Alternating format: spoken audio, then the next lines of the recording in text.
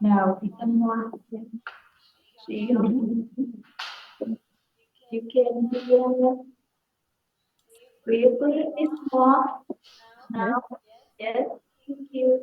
Can you hear me?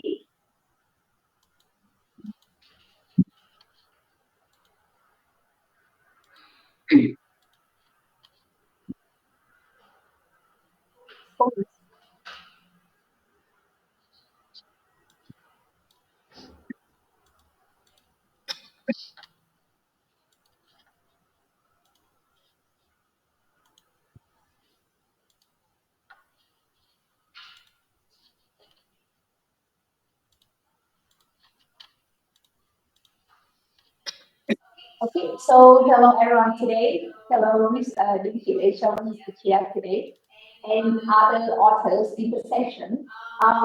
My research, my team research today, we try to develop a conceptual framework about sponsor advertising. We focus on influencer marketing, especially influencer trade.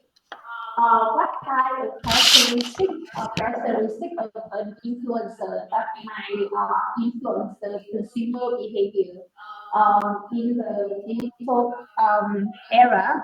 So in this presentation, I will talk briefly. There are five parts: introduction, briefly about the literature review, and how we plan to collect data in the future to implement our conceptual framework. So firstly, there are several trends today, especially the impact of social media and COVID-19. After pandemic, a lot more people they prefer shopping online instead of going to an offline store to shop. The second trend is like Vietnam today. In Vietnam today, more and more people prefer shopping online streaming platform. So we see a growth in the e-commerce. Especially here, some number by 2024,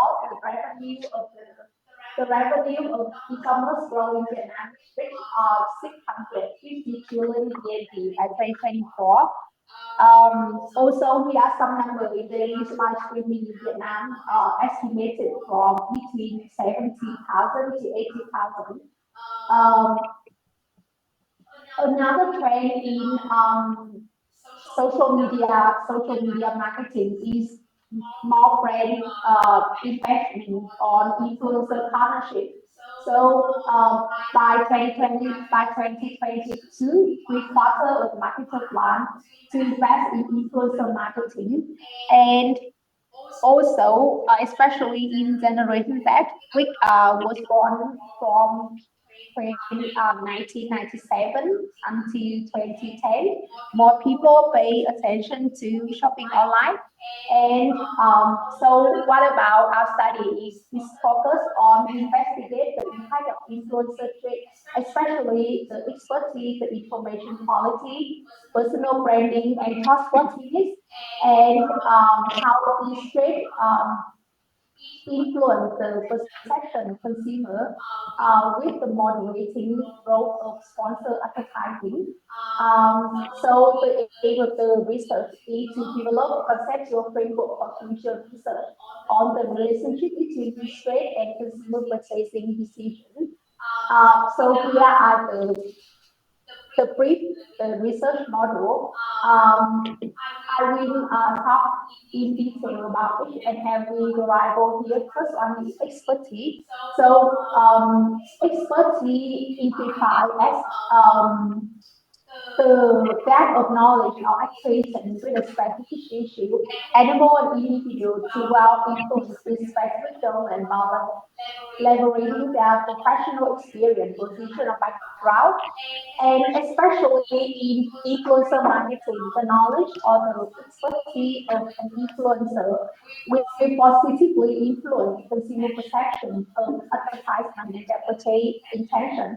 So our first hypothesis is a higher level of influencer expertise leads to higher consumer purchase intention. The second influencer trait we focus on is trustworthiness.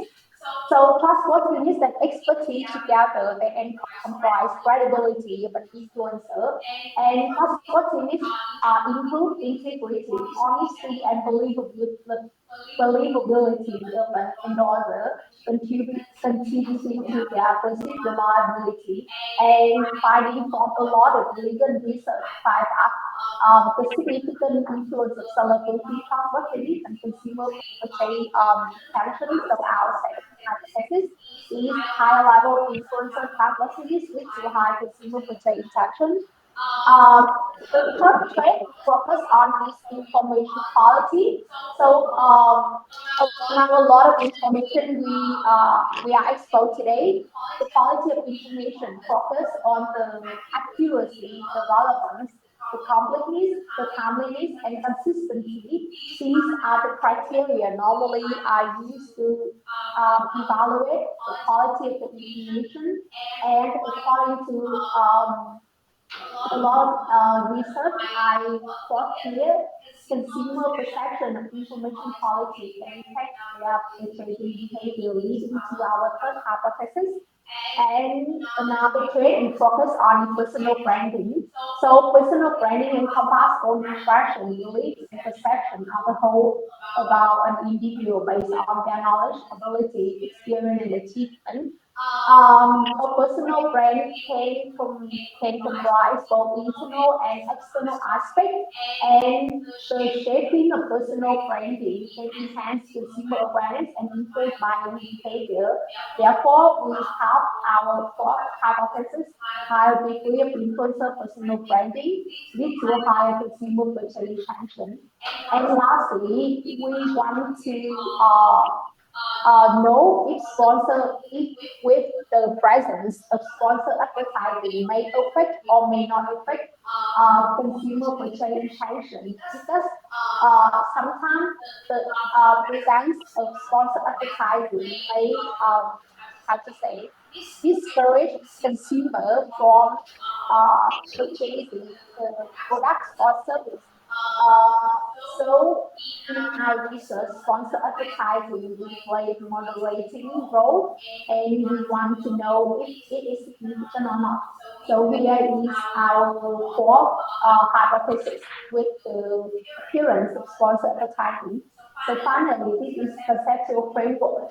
And our research will stop at building conceptual framework, and in the future, we want to collect data in order to investigate if the framework um, is um, is or the hypothesis is supported or not. And what we are trying to collect in the future is uh, we will collect data from Vietnamese online resources targeting the consumer engaged in social media platform, and we already used the questionnaire based on the resources that come before us about influencer marketing. And the limitation of this research is, of course, is the start of building a conceptual framework, and we haven't had any empirical data to support it yet.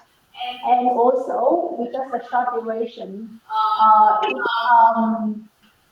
we cannot include a lot more trade or variables that can be more specific to Vietnamese customer. And so, however, despite limitations, the study greatly aid organizations to inform judgment when developing research in online marketing plans to maintain their competitive advantage in the future.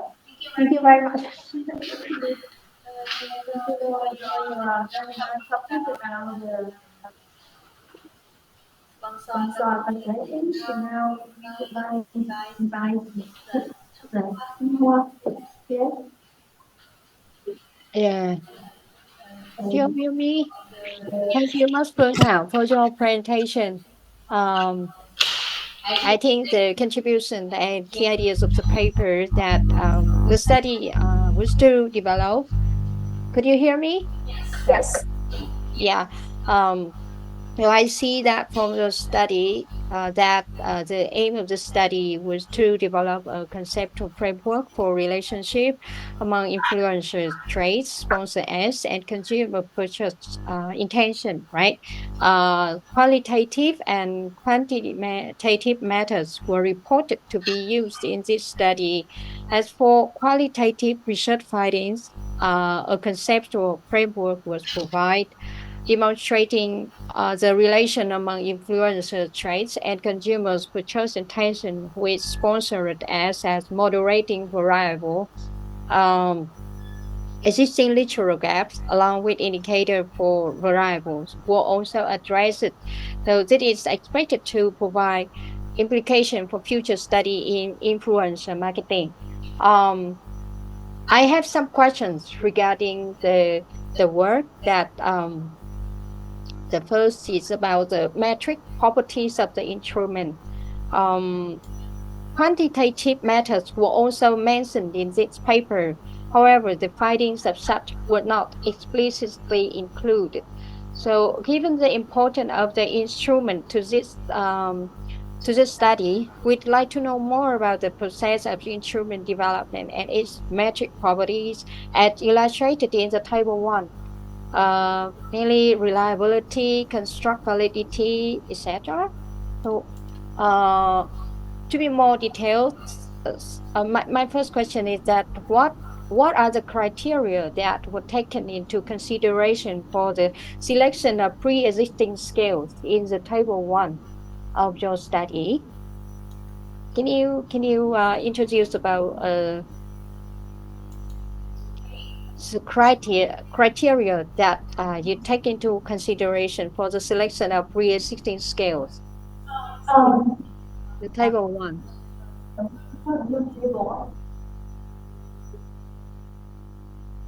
Not in the slide. I think that in your full paper, we see that you introduce uh the the table one. Yeah. You some actually it's more in the full paper. You introduce a table that you describe how to measure variables. Uh, so any other comments? what criteria that you take into consideration to select pre-existing scales from Ohanian or Ho et al. Or Gorbachev or Van Tien Dao? Okay. Yeah. So I will answer the first question about the work are you quantitative research in the in the study, but you didn't see any quantitative test or quantitative analysis. So maybe that's my mistake when we use the word quantitative in the research. But like I talked in the very beginning, this is the aim of the study only to develop a conceptual framework. So we only start building a research framework. And what we plan in the future after this step is that we will collect data and we will conduct a quantitative analysis in order to test the research model and to test if all the hypotheses are supported or not. And that is for your first question. So that's why you don't see any test related to reliability or validity or expression, etc. And for your second question about what are the criteria you to set up to develop this questionnaire. So, for example, for the first two variable expertise and trustworthiness, these are both of these characteristics encompass what we call credibility. And in the first, in the research of Hanian, which is very old, like 1990, which is one of the first research about credibility, what is it, credibility of an endorser. what the word users have is endorsers characteristic to influence the consumer purchase decision. So that Ohanian research are one of the very first research about advertising endorsers. So that's why we choose that research for our research, and Ohanian research are also used and referenced in a lot of other study about influencer characteristic and the impact on the consumer behavior. And for information quality, we not only look at the characteristic of influencer, but we also want to look at what, not only who they are, but also what they talk about. So the quality of the information, like I talked earlier, there's a lot of criteria there: the accuracy, the timeliness, also the usefulness of the information. So that's why we choose that research occurred from 1990. And personal branding, this is quite new in influencer marketing because not a lot of people, at least I haven't read a lot of research of that have personal branding in influencer marketing research. So we want to put it in the research to tell if it has any significant influence or not. And for sponsor advertising as a moderating role, the appearance or the presence of advertising, especially the influencer, clearly or explicitly talk about advertising or not in their videos or in their review videos. We want to test if it influence behavior or the decision of the consumer or the intention of the consumer to buy or not to buy. So that are the criteria or our rationale behind our decision. Thank you for your detailed explanation. I have some suggestions for future work or implication for future study. I think you are developing it into bigger research, right? Um, I think that given the distinct attributes of each demographic group, we believe that the impact of influencer traits on purchase intention of customer should be evaluated and studied separately in order to provide effective implications for marketing strategy. And secondly, we also suggest the use of mixed method approach in which qualitative methods such as in-depth review or in-depth interview or focus group interview can also be utilized in primary research with a view to exploring latent factors regarding trends of influencer, which may be impactful for to the consumer purchase intention. And lastly, just a small idea that longitude, research design can also be considered as it allows researchers to gain deeper insight of changing patterns regarding this topic. Thank you. That's all of our suggestion. Thank you very much. It was very important and yes, very, very useful. And now